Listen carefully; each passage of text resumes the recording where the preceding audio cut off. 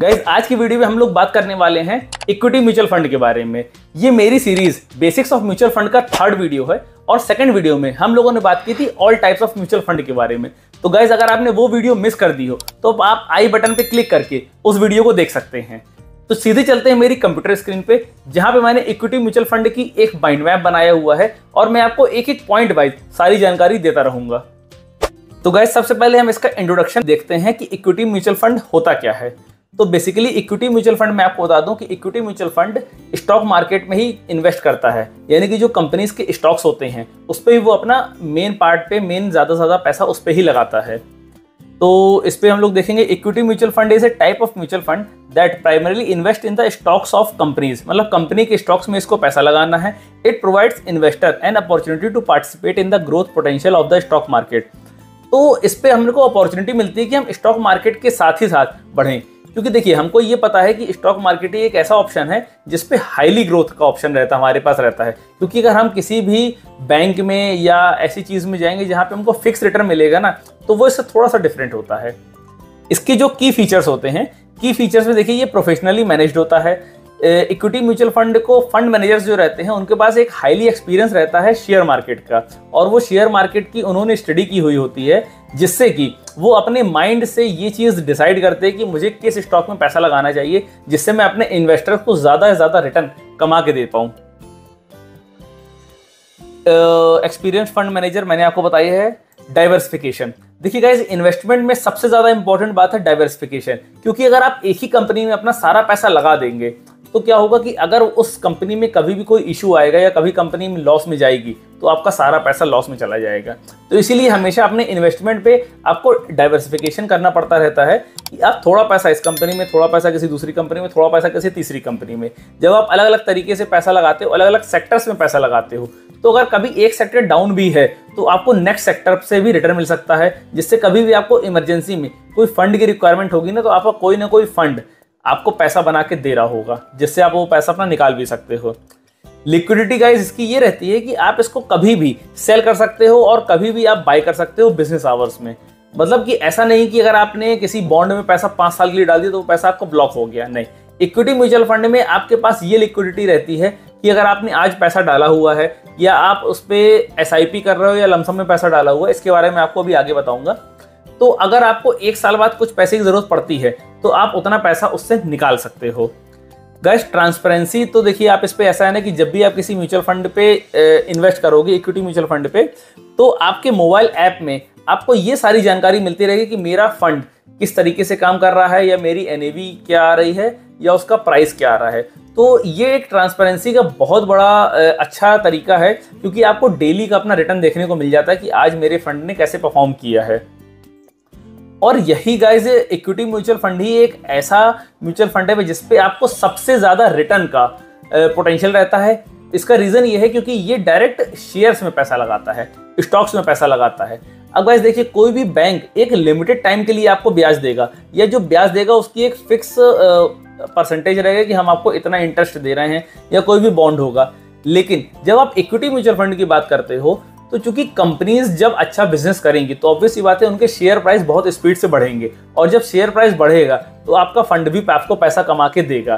तो ये गाइस सबसे बड़ा रीजन है कि हम लोग इक्विटी म्यूचुअल फंड के बारे में जानते हैं कि इस पे सबसे ज्यादा पोटेंशियल रहता है हाई रिटर्न्स का। अब गाइस बात करते हैं types of equity mutual fund की।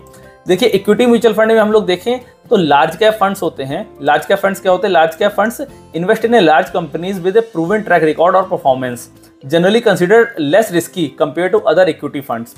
देखिए जो लार्ज कैप फंड्स होते हैं ना, वो हमेशा उन्हीं कंपनी से पैसा लगाते हैं जिनका ट्रैक रिकॉर्ड बहुत अच्छा है या जिनका मार्केट कैपिटल बहुत बड़ा है, जैसे टाटा, विप्रो, रिलायंस, TCS, ये सारी कंपनीज है, ये लार्ज कैप की कंपनीज है। इन्होंने टाइम टू टाइम अपना कंसिस्टेंट रिटर्न दिया है और इनमें पैसा लगाने पे बहुत ही कम रिस्क रहता है, क्योंकि जब कंपनी का साइज इतना बड़ा हो चुका है तो उसके डूबने के चांसेस बहुत कम रहते हैं। इसके बाद गाइस आता है mid cap funds. Mid cap fund invest in a medium size companies with growth potential. Mid cap fund सबसे इफेक्टिव रहता है इन्वेस्टमेंट के लिए, क्योंकि इसमें जो कंपनीज रहती है ना, वो अभी अपने ग्रोथ की स्टेज में रहती हैं। मतलब वो स्मॉल कैप नहीं है, मतलब छोटी कंपनी नहीं है, वो बड़ी बन चुकी है, लेकिन उसको लार्ज कैप में आना है। तो उस पर हमारे पास ग्रोथ का पोटेंशियल ज़्यादा है, क्योंकि उस कंपनी की ग्रोथ होना भी बाकी है। लार्ज कैप में क्या है, ग्रोथ हो चुकी है, अब आपको उस पर कंसिस्टेंट रिटर्न मिलता रहेगा। लेकिन मिड कैप में आप अच्छी ग्रोथ एक्सपेक्ट कर सकते हो। इसके बाद गाइज आता है स्मॉल कैप फंड्स। देखिए, स्मॉल कैप फंड जितना ज़्यादा आपको ग्रोथ देता है उतना ही ज़्यादा रिस्की भी होता है, क्योंकि स्मॉल कैप फंड्स में क्या है ना, वो स्मॉल कंपनीज में पैसा लगाते हैं जो कंपनीज ग्रो कर रही हैं। तो गाइज, अगर आपके पास रिस्क लेने की कैपेसिटी है तो आप स्मॉल कैप फंड्स में जा सकते हो। इस पे आपको मतलब अनबिलीवेबल रिटर्न्स भी देखने को मिल सकते हैं, लेकिन उसके साथ ही साथ रिस्क बहुत ज़्यादा है, क्योंकि कंपनी छोटी है और अगर वो कभी कंपनी बंद होती है तो आपका पूरा पैसा डूब जाएगा। तो high risk high return, less risk low return, ये फंडा है म्यूचुअल फंड का। इसके बाद गाइज आता है सेक्टर फंड्स। देखिए, सेक्टर फंड क्या होता है ना, वो स्पेसिफिक सेक्टर पे फोकस करता है, जैसे कि बैंकिंग में, इंडस्ट्रीज में, मैन्युफैक्चरिंग में, ऑटो में, या किसी और भी चीज़ में, या कोई भी एक पर्टिकुलर सेक्टर आप उठा लो। तो ये फंड क्या करेगा ना, ये उसी सेक्टर की कंपनीज में इन्वेस्ट करेगा। जैसे सपोज करिए कि बैंकिंग का कोई फंड आपने लिया, वो सिर्फ बैंक के स्टॉक्स में ही इन्वेस्ट कर रहा है, तो उसमें जो भी बैंक के स्टॉक्स अच्छा रिटर्न देंगे वो फंड मैनेजर उसमें पैसा लगाना स्टार्ट कर देगा। इसके बाद गाइस आता है dividend yield fund. Invest in companies with history of regular dividend payment. देखिए, अब अगर आपको ग्रोथ नहीं चाहिए, बहुत ज़्यादा ग्रोथ तो देखिए सबको चाहिए है, लेकिन उसके साथ ही साथ अगर आपको रेगुलर इनकम भी चाहिए है तो आप डिविडेंड यील्ड फंड में पैसा लगा सकते हो, क्योंकि कुछ कंपनीज जो जिनकी ग्रोथ हो चुकी है या उनके पास आगे इन्वेस्टमेंट करने के लिए कुछ भी कोई सेक्टर नहीं बचा है कि जिससे हम कहीं अपना इन्वेस्टमेंट बढ़ा सकें, तो वो कंपनीज क्या करती है, वो कंपनीज डिविडेंड देना शुरू कर देती हैं कि अगर 100 रुपए का मेरा प्राइस है तो उस पर मैं 4% डिविडेंड देके 4 रुपए का डिविडेंड पर शेयर बांट रही हूँ। तो इससे क्या होगा कि वो म्यूचुअल फंड उन कंपनीज में ही पैसा लगाएगा जो ज़्यादा डिविडेंड देती है, जिनका डिविडेंड का ट्रैक रिकॉर्ड अच्छा है। इसकी वजह से क्या होगा कि आपको एक रेगुलर इनकम मिलती रहेगी, साथ ही साथ ग्रोथ तो आपको मिलेगी, क्योंकि वो चूंकि कंपनीज ऑलरेडी बड़ी हो चुकी है तो वो एक सफिशिएंट अमाउंट के साथ ग्रोथ तो दिखाएगी। अब गाइस, हम लोग बात करेंगे रिस्क रिटर्न प्रोफाइल की। देखिए, equity mutual fund are subjected to market risk. देखिए, ये तो सबको पता है कि म्यूचुअल फंड में मार्केट में अगर है तो कुछ ना कुछ रिस्क होगा ही होगा। Returns are linked to performance of the underlying stocks. Different types of mutual fund carry different levels of risk and potential returns. Investors should assess their risk tolerance and investment objectives before investing. देखिए, जैसा कि मैंने आपको अलग अलग type के mutual fund बताए, large cap, mid cap, small cap, sector fund और डिविडेंड यील्ड फंड, तो इसमें आप अपने रिस्क एपेटाइट के हिसाब से इन्वेस्टमेंट कर सकते हैं। अगर आपका रिस्क बिल्कुल भी नहीं लेना है, आप लार्ज कैप म्यूचुअल फंड में जाओ, टेंशन फ्री होकर पैसा लगाओ, आपका पैसा कहीं नहीं जाएगा। हाँ, थोड़ा सा स्पीड जरूर स्लो रहेगी, लेकिन आपका पैसा सेफ रहेगा।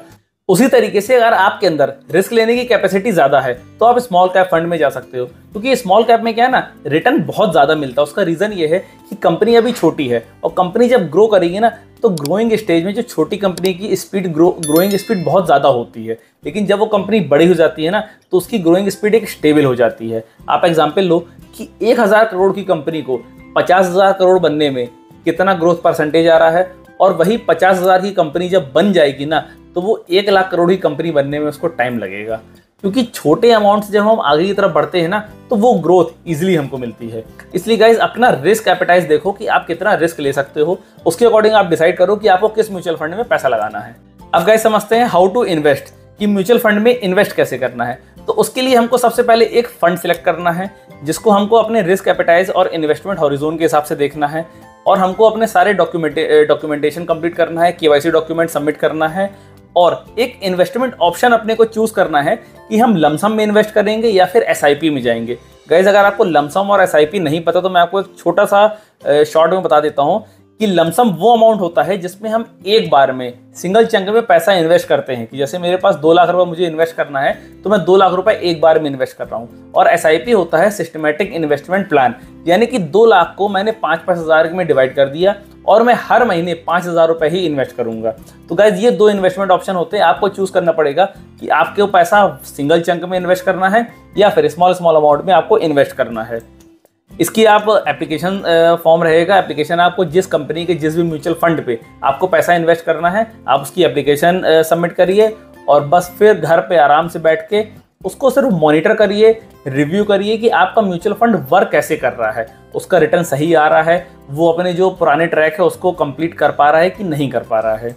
देखिए, म्यूचुअल फंड से टैक्स बचाने के बहुत सारे तरीके होते हैं, मैं उसको इस वीडियो में डिस्कस नहीं करूंगा, मैं उसके लिए एक सेपरेट वीडियो आपको बना के जरूर दूंगा। लेकिन अगर आपको अपना टैक्स बचाना है तो आप ये मान के चलो कि आपको 1 साल से ज़्यादा पैसा अपना म्यूचुअल फंड पे इन्वेस्ट रखना है, क्योंकि जब आप 1 साल से ज़्यादा पैसा म्यूचुअल फंड पे आप इन्वेस्ट रखोगे तो आपको लॉन्ग टर्म कैपिटल गेन रहेगा, जिसपे आपको छूट मिल सकती है। तो गाइस, कंक्लूजन में मैं आपको यही बताऊंगा कि देखिए, म्यूचुअल फंड रिस्की रहते हैं, लेकिन ये सबसे अच्छा तरीका है जिसपे आप टेंशन फ्री होकर अच्छा रिटर्न कमा सकते हो, क्योंकि कोई भी बैंक, कोई भी एफडी आपको म्यूचुअल फंड का रिटर्न नहीं दे सकती है। और गाइज, ये बात मैं अपने एक्सपीरियंस से बोल रहा हूँ और अपने खुद के पर्सनल इन्वेस्टमेंट से बोल रहा हूँ, क्योंकि मैंने जो भी इन्वेस्टमेंट किए थे म्यूचुअल फंड में, उन्होंने मुझे बैंक एफडी और bond, physical bond, government bond, treasury bills सबसे ज़्यादा रिटर्न कमा के दिया है। तो गाइज, इसीलिए मैं आपको बोल रहा हूँ कि आप इन्वेस्ट करो, अपना रिस्क एपेटाइज देख के इन्वेस्ट करो, और जहां भी इन्वेस्ट करो सेफली इन्वेस्ट करो, किसी भी फ्रॉड से जरूर बचो। गाइज, इस सीरीज के अगले वीडियो में हम लोग बात करेंगे डेट म्यूचुअल फंड के बारे में। जैसे आज इक्विटी म्यूचुअल फंड को हम लोगों ने डिटेल में समझा है ना, नेक्स्ट वीडियो में हम लोग डेट म्यूचुअल फंड को बहुत ही डिटेल में समझेंगे। तो गाइज, आपको ये मेरी series basics of mutual fund कैसी लग रही है मुझे कॉमेंट करके जरूर बताएं, और अपने दोस्तों को भी इस सीरीज के साथ जोड़ें, जिससे उनको बेसिक जानकारी के साथ वो पूरा म्यूचुअल फंड समझ सके कि एक्चुअली वो कैसे काम करता है और उनको किस म्यूचुअल फंड पे पैसा लगाना है। जय हिंद, जय फाइनेंस।